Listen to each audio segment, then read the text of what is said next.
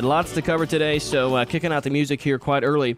I would like to start off on a bit of a positive note, as it is just after the Christmas holiday, before we get into ripping into Washington, D.C., here on the Community Voice program. Good morning. It is 8:30. You are listening to the voice of Adam Uglum here on the Community Voice program, brought to us by Tanner Health System. So this weekend, I had a lot of fun hanging out with family, as I hope all of you did, and had a wonderful holiday season and got what you wanted for Christmas. Particularly, lots of socks and underwear is what I hear from all my friends. It's one of those socks and underwear years, I think, given the state of the economy. But socks and underwear are never bad. There are things you need, albeit they aren't very exciting. But anyway, so I spent Christmas Day, the latter half of Christmas Day, away from family and actually with close friends out in Monticello, Georgia. And it's a good friend of mine and his wife, her mother, and their 6 kids, I believe. There are 6 of them. It's hard to keep count. Myself and a couple of close friends of mine who are also close friends of theirs. Long story short, about 11 of us were at their house. And we had a great time playing Pictionary, which I'd never played before, later on in the evening. And Pictionary is where you take, I think we had 11 people playing. So we had 11 pieces of paper. Maybe it was 10. I've got them here. I should probably count them. But so you write down a sentence, and the person next to you, you pass them clockwise around the room, and you pass the pictures around clockwise.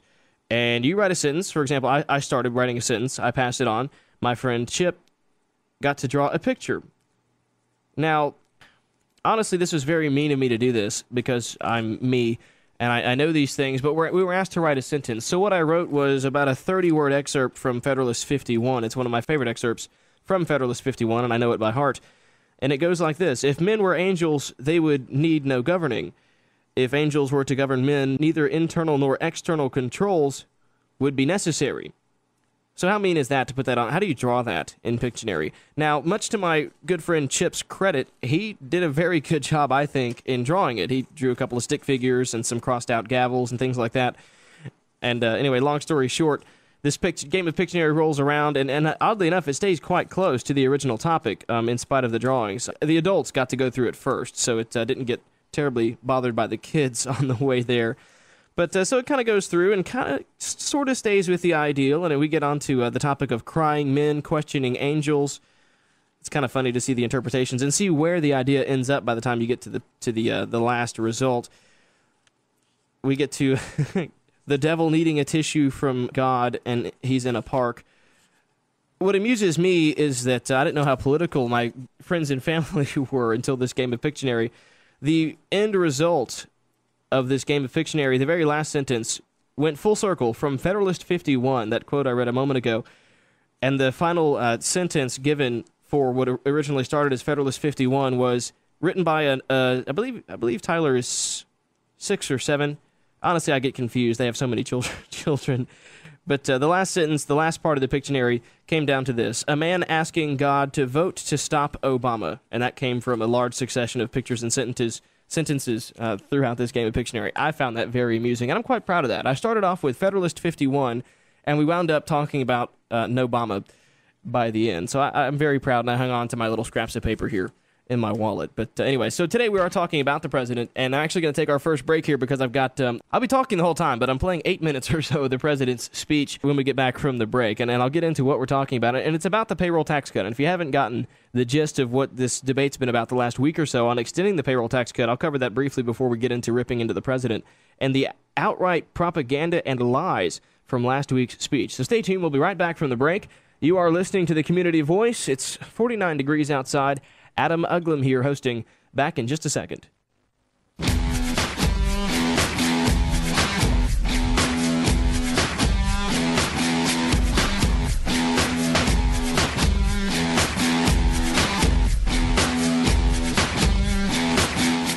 And we're back from the break. Good morning. It is 8:36 actually.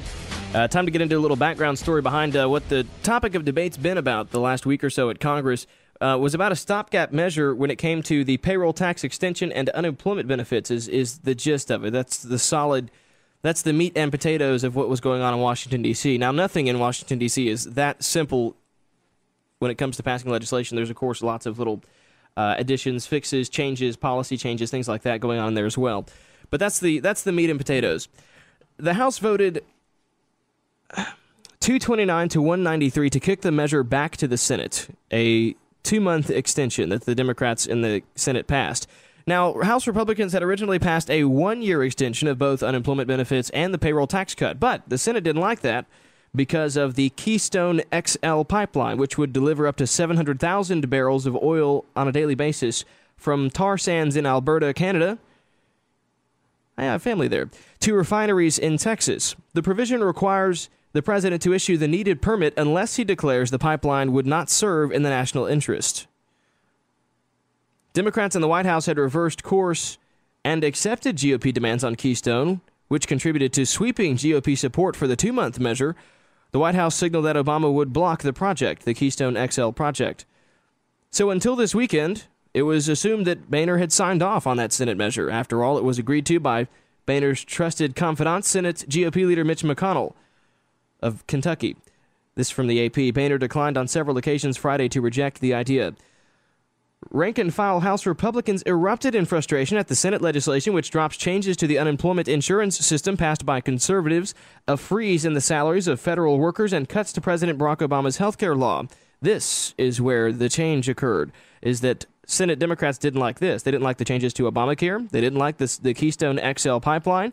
And they didn't like the freeze in the salaries of federal employees. And by the way, federal employees earn $120,000 per year in salary and health insurance benefits. This doesn't factor in retirement. But health insurance and salary totals $120,000 per year is the median income, rather, of a federal employee. The average American makes about 45 or 50. The average state employee makes about 60. So just to provide you with a little perspective. So we're going to go through the president's speech here, and we're going to talk about the flat-out lies that are in that fill this speech. The president, what this ultimately became was both Democrats and Republicans clamoring to be the advocates of payroll tax cuts for the middle class. And it really kind of exploded and got Barack Obama involved. And he gave this speech last week, and here's a listen. Good afternoon to all of you. Merry Christmas. Happy holidays. We've been doing everything we can over the last few weeks to make sure that 160 million working Americans aren't hit with a holiday tax increase on January 1st. We've also been doing everything we can to make sure that millions of people who are out there looking for work in a very tough environment don't start losing their unemployment insurance. Which they've had for 99 weeks. First.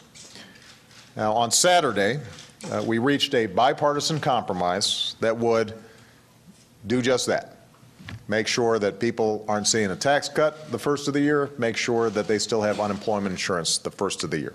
Okay, here's where the lying begins, is that, one, House Republicans had already passed a bill which provided for the tax cut, but the White House didn't like it, neither did the Senate, because it's a democratically controlled Senate, and surely there's some rhinos mixed in there as well who didn't like the idea of the Keystone Pipeline, the changes to Obamacare, etc., etc. So here's the first lie, is that Republicans were already in favor of this tax cut. So it's a total political game. They're ignoring all of the fine details in this speech and just going to the tax cut garbage. First of the year.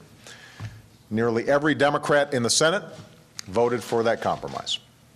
Nearly every Republican in the Senate voted for that compromise. Democrats and even some Republicans in the House voted for that compromise. I am ready to sign that compromise into law the second it lands on my desk.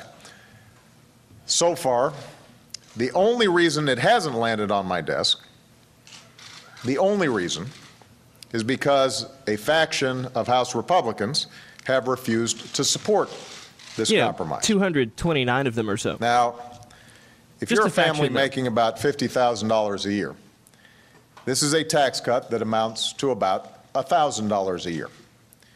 That's about $40 out of every paycheck. Which is a lie. It may be that there's some folks in the House who refuse to vote for this compromise because they don't think that $40 is a lot of money. It's not. But anyone who knows what is... Okay, so $40 might be a little money, but here's one of the interesting things, and this is from the Associated Press. Now, the president is talking about this $40 a paycheck. I think the number that they actually use is $170. Excuse me, it's $80 to $85 a month. So again, this is a 2-month measure for this payroll tax holiday extension. So it's 2 months, not $1,000 per year, as the president will say in this speech. It's only $170 for the 2-month extension. Again, we are not talking about a full year extension, which is what the president's pretending like he's talking about in this speech. But anyone who knows what it's like to stretch a budget knows that at the end of the week or at the end of the month, $40 can make all the difference in the world. Well, you clearly know how to stretch a budget there, Mr. President, considering that you have presided over the largest deficits in the history of the country, and that is an understatement to the extreme. And that's why we thought we'd bring your voices into this debate. So many of these debates in Washington end up being portrayed as which party is winning, which party is losing. All of them? But what we have to remind ourselves of is this is about people. This is about the American people. Nobody saw that coming, right? And whether it's they all win. about the American people. It's not about a contest between politicians. Sure it is, every time. So on Tuesday, we asked folks to tell us what would it be like to lose $40 out of your paycheck every week. Oh, God, here it comes. And I have to tell you that the response has been overwhelming. We haven't seen anything like this before. Over 30,000 people have written in so far. 30,000 bleeding hearts with stories about how $40 just makes the difference all the difference in the world to them. Written in so far. As many as 2,000 every hour. We're still hearing from folks. And I want to encourage everybody who's been paying attention to this to keep sending your stories to whitehouse.gov. And can you tell he's not using a teleprompter? Share them on Facebook. The responses we've gotten so far have come from Americans of all ages and Americans of all backgrounds from every corner of the country. Some of the folks who responded are on stage with me here today. And they should remind every single member of Congress. You'll notice they're a perfectly mixed bag of ethnicities as well. In this debate. Let me just give you a few samples. Joseph from New Jersey talked about how he would have to sacrifice the occasional pizza night with his daughters. He said, and I'm quoting, "My 16-year-old twins will be out of the house soon. I'll miss this." Boo-hoo. Pizza? Really? That's the best he could come up with on $40. Really? Pizza. From Rhode Island wrote to tell us that having an extra $40 in his check buys enough heating oil to keep his family warm for 3 nights. In his words, I'm quoting, "If someone doesn't think that 12 gallons of heating oil is important, I invite them to spend 3 nights in an unheated home." Now, I've done that. I mean, I grew up in Georgia. I don't know where this gentleman is from, but I grew up in a very old home that was very expensive to heat in the wintertime. We had a couple of kerosene space heaters, and that was it.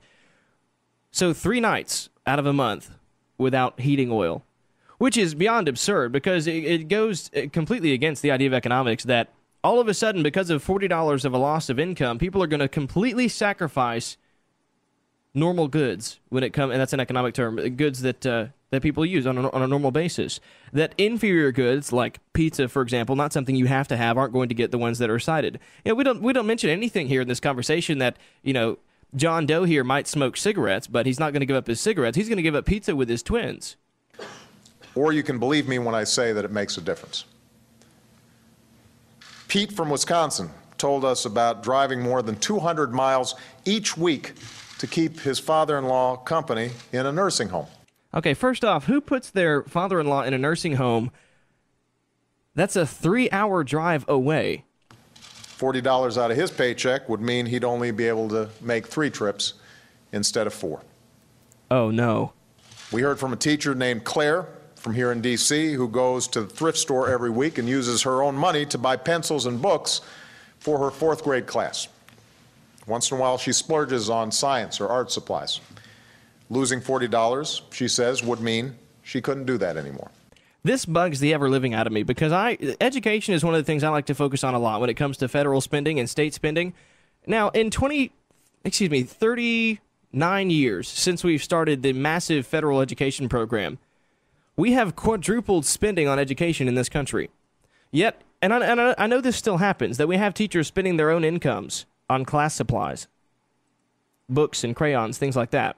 That, to me, is absolutely absurd. So where is this money going? We know teachers aren't making a fortune. Some are. Quite a few are, actually. Teachers make pretty good money.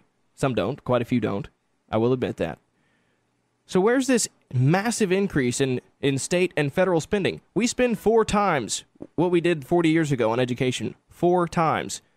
And end of high school testing is flatlined. For others, $40 means dinner out with a child who's home for Christmas, a new pair of shoes. Maybe if $40 makes a difference, you shouldn't be eating out. A charitable donation. Just maybe. These are the things that are at stake for millions of Americans. They matter to people a lot. And keep in mind that those are just the individual stories. That doesn't account for the overall impact that a failure to extend the payroll tax cut and a failure to extend unemployment insurance would have on the economy as a whole.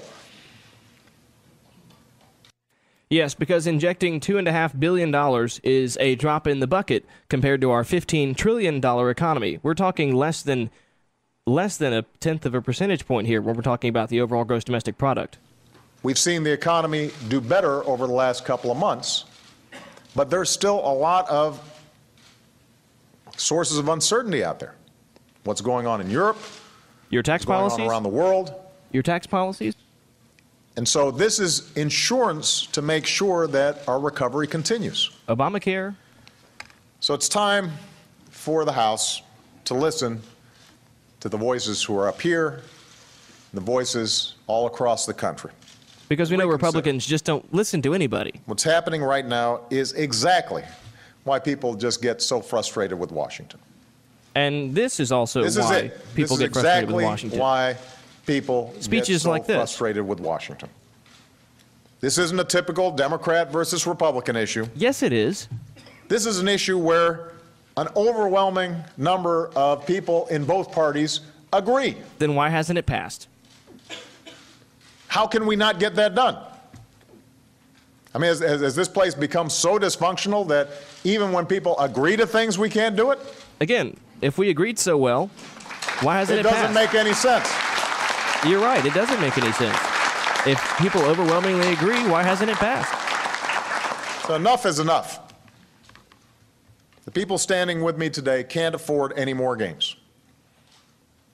They can't afford to lose $1,000 because of some ridiculous Washington standoff. Again, the president is lying. There he is with this $1,000 figure. Again, he's talking about a Senate-passed 2-month extension, $170. Not $1,000 if this were a year-long extension. He is talking about a bill that only extends it for 2 months. The people standing with me today can't afford any more games. They can't afford to lose $1,000 because of some ridiculous Washington standoff.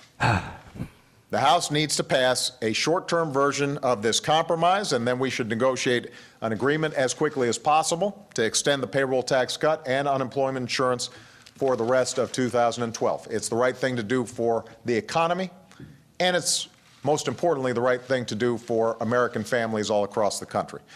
You know what would also be a really good thing for the economy and American families is if the Democratic Senate would remember that in 800 days it has yet to pass a budget at all. Just maybe a thought. Just a few hours ago, this is exactly what the Republican leader of the Senate said we should do. Democrats agree with the Republican leader of the Senate. We should go ahead and get this done. This should not be hard. We all agree it should happen. Clearly. I believe it's going to happen sooner or later. Oh, it always happens sooner or later. Why not make it sooner rather than later? Let's give the American people, the people who sent us here, the kind of leadership they deserve. Thank you, everybody. All right, and that's it.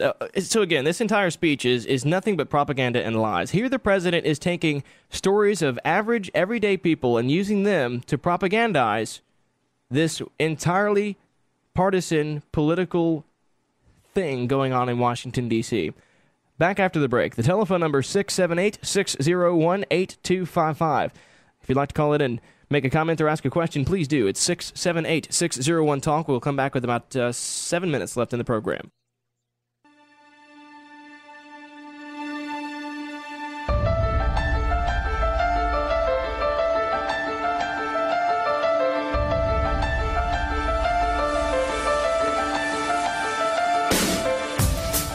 And we're back from the break. The voice of Adam Uglum here on the Community Voice, talking about the payroll tax cut, playing color commentary on the president's speech last week, which I don't understand how this guy gets away with it, to be honest. I was thinking over the break, you know what Republicans should do? They should host a similar speech to what Barack Obama said, or had said last week. Go over all the same ideas, but instead, Boehner should be giving this speech. Boehner should be giving a speech on a podium, and in the background, there should be a bunch of circle tables with House Republicans eating pizza to kerosene lanterns. That would be the epitome of funny.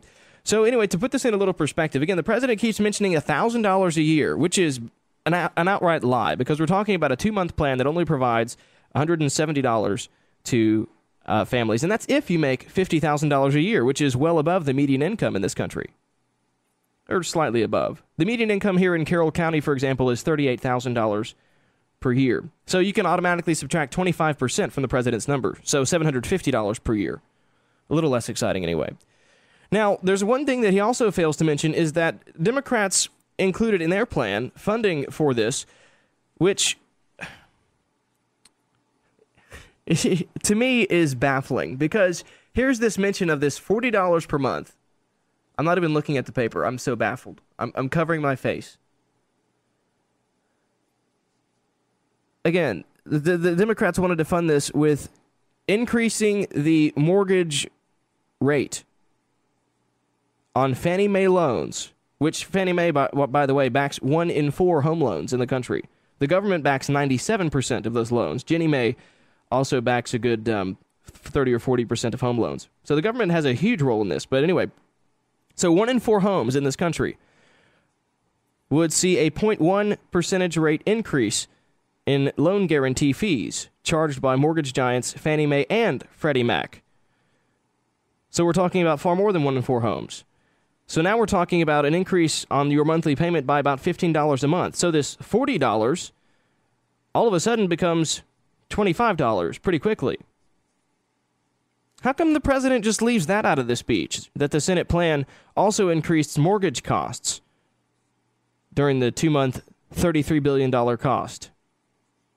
So why don't we subtract 30 from the president's numbers and see if that puts a hole in his speech. But so again, we go back to leaving out all the fine details which have caused the partisan issue, because it's clear that there's no agreement, otherwise it would have passed, and it didn't.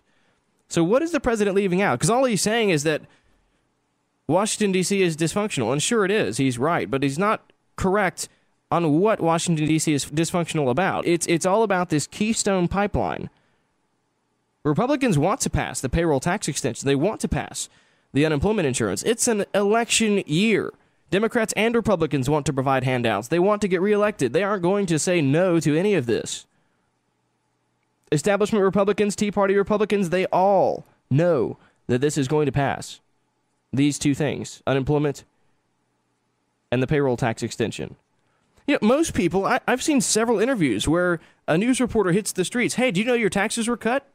What are you talking about? My taxes were cut. Most people don't even know they had a 2% payroll tax deduction. Well, most people don't pay attention to politics anyway. You think people are going to notice $15 or $20 a month in their paycheck? They might just think they worked an extra hour or two. Especially if you have direct deposit, your income fluctuates a little bit every month anyway. You're not going to notice $15, $20. You'll be happy to spend it, of course. But again, the big issue here is this Keystone XL pipeline. 700,000 barrels of oil daily from tar sands in Alberta, Canada, to refineries in Texas. We're talking about tens or 20,000s of jobs. But there's environmental concerns, of course. So the Democrats in the Senate wanted to leave that out. House Republicans didn't like that. Now, another interesting thing in the Democrat plan is that while both sides are eager to position themselves as the strongest advocates here of the payroll tax cut, the Senate version has been called too complicated. This is from the Associated Press. Payroll processors say the 2-month Senate version is too complicated. It extends the tax cut, which lowers the Social Security tax to 4.2% from 6.2% for just 2 months. It limits the lower rate to wages up to $18,350 through February 29th. Wages above that amount would be taxed at the old 6.2% rate. The wage limit is meant to make sure upper income taxpayers don't benefit more than others if the rate goes back to 6.2% March 1st. The Social Security tax applies only to the first $110,000 in annual wages anyway, and without a wage limit, high earners could pay the lower rate on a big chunk, perhaps all, of their Social Security tax obligation. Payroll companies say it would be difficult to adjust their computer systems to reflect the differing time periods of income levels on short notice. While any short-term extension is bound to create some administrative complications, it is feasible to implement the bipartisan Senate bill, said a Treasury Department statement. Any such complications will be outweighed by the economic benefits of ensuring that taxes don't go up starting on January 1st. So again, we have Treasury officials saying the one-year plan is better. Look, passing things that affect the economy even slightly on short-term basis make no ripple effect whatsoever. There's no measurable impact. I mean, sure, it might help a person.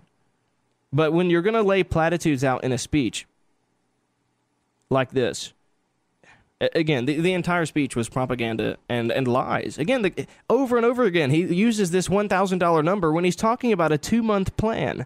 That is the very first and biggest distinction to be made with what the president was saying in his speech. Because he's using the rhetoric from the Republicans' plan, but saying that Republicans are the one holding back this $1,000 a year tax cut. It's all about the fine details. So again, the president says it's $1,000 a year when it's really only $170 according to the Democrats' plan. That's a big difference. Not to mention that $15 a month will be the cost of the increase in fees if you have a loan backed by Fannie Mae.